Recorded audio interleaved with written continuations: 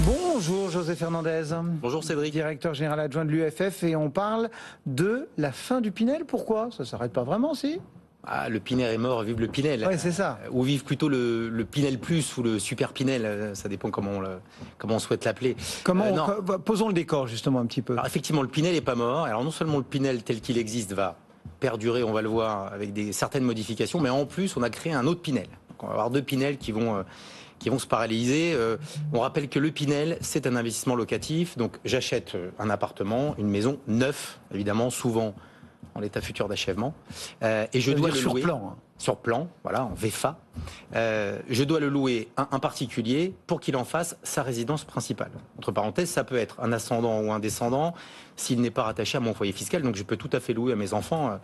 Ou à mes parents, si on veut. Mes parents, voilà, pour autant qu'ils ne soient pas rattachés au foyer fiscal.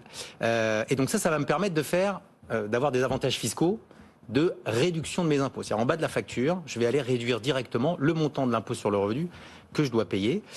Et donc, il y a certaines conditions à respecter, évidemment. D'abord, il faut qu'il y ait des plafonds de loyer dans l'appartement que je vais en location et des plafonds de ressources des locataires en fonction de la zone dans laquelle ils habitent. Il y a des critères qui font parfois l'objet de certains aménagements. Il faut que je m'engage à le louer un certain temps, 6 ans minimum, ou alors 9 ans, ou même parfois 12 ans. Et en fonction de cette durée de location, je vais avoir une réduction d'impôt qui peut aller jusqu'à 21%, donc 12, 18 ou 21 en fonction de la durée de location. Tout cela dans la limite d'un bien ou de 2 biens maximum d'un montant global de 300 000 euros. Et je peux aussi y compter à l'intérieur les SCPI Pinel, parce que si j'ai fait un bien à 250, je peux rajouter un petit bout de 50 000 SCPI Pinel pour compléter un petit bout pour compléter et pour maximiser l'avantage fiscal. Donc en général, on prend plutôt 9 ans. Sur un bien à 300 000, ça fait 6 000 euros d'impôt en moins chaque année. Qu'est-ce qui doit évoluer? Alors, le Pinel tel qu'il existe dans les critères restera les mêmes, sauf l'avantage fiscal. C'est-à-dire qu'à partir de 2023, si je reste sur les critères qui sont les critères actuels, je vais baisser sur 2023 et 2024. Et au lieu d'avoir 12, 18 et 21, je vais commencer à 9 et je vais finir à 14%. Donc vous voyez que ça va commencer à descendre sérieusement. Mais dans le même temps, j'ai un autre choix, c'est de prendre le Pinel Plus. Ouais, c'est ça, c'est ce nouveau dispositif. Le nouveau dispositif. Où là, les choses changent un peu dans le... Alors oui, lui, il permet de maintenir les mêmes avantages fiscaux que le Pinel qui existait. Alors il faut savoir que le Pinel, il date depuis 2014. Je pense que c'est le dispositif fiscal locatif neuf le plus ancien. Il a duré le plus longtemps. Après les ratés du Duflot. Alors le Duflot, il a passé en à peine une année, mais le Besson, le Robien, tout ça, c'était 3 ans, 4 ans maximum.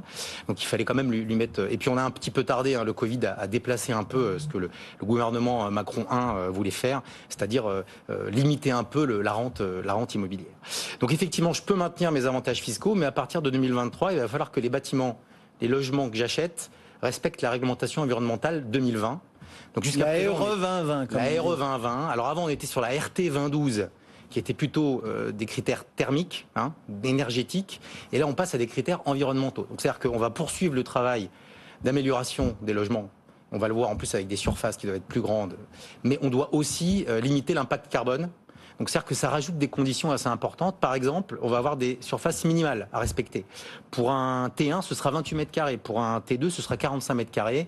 Pour un T5, ce sera 96 mètres carrés. Et il faudra aussi respecter des surfaces extérieures minimum. Typiquement, sur un T2, il faudrait que j'ai un balcon de 3 mètres carrés à minima. Et puis ça s'agrandit. Et à partir du T3, je dois avoir une double exposition. Il faut que ce soit traversant. Il faut que je prenne le soleil le matin et l'après-midi. Donc, avec des hauteurs sous plafond. Enfin, en tout cas, les critères commencent à être quand même assez... Ce qui devient quand même très compliqué pour les promoteurs. Ça devient compliqué. Du coup, quel choix pour l'investisseur? Alors, d'abord, l'investisseur, il a encore un tout petit peu de temps là pour se dépêcher de bénéficier du Pinel dans sa dernière année. Il faut que ce soit signé avant le 31/12 chez le notaire. Alors attention, pour que ce soit signé chez le notaire, il y a le délai d'obtention du prêt, il y a la sélection du bien, il y a l'envoi du dossier au promoteur.